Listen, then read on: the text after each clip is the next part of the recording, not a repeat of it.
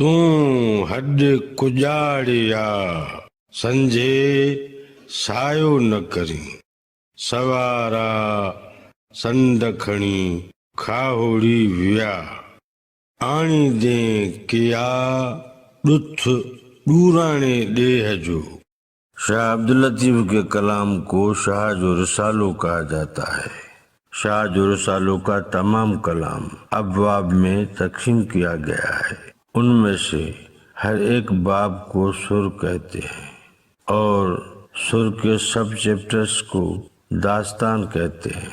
खाहोड़ी एक बाब का नाम है जिसे सुर खाहोड़ी कहते हैं। बैत सिंधी ज़बान में नज़्म की एक सिन्फ है। शाह अब्दुल लतीफ का तमाम कलाम बैत और वाई की सूरत में है। उर्दू में हम बैत को शेर कह सकते। सांझ भई कुछ कर क्यों बैठा है गाफिल सुबह सवेरे चले हैं सारे दस्त है उनकी मंजिल करेगा कैसे हासिल समर तू दूजे जग का।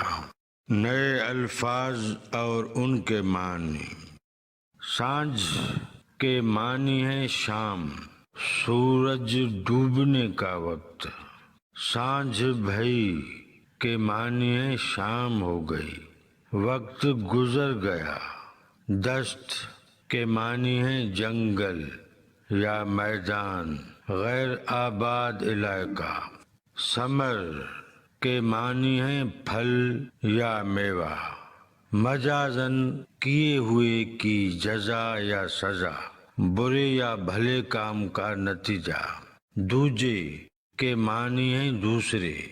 मज़कूरा बैत की तीनों मिसरों की अलग अलग सादा तशरीह।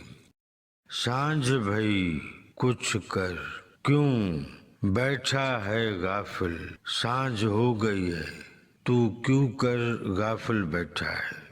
सुबह सवेरे चले हैं सारे दस्त है उनकी मंजिल, सारे के सारे लोग निकले हैं जो दस्त की तरफ जाएंगे। करेगा कैसे हासिल समर तू दूजे जग का, तू समर हासिल करने का इंतजाम कैसे करेगा। मज़कूरा बैत का मजमूई मतलब और मफ़हूम इस तरह बयान किया जा सकता है।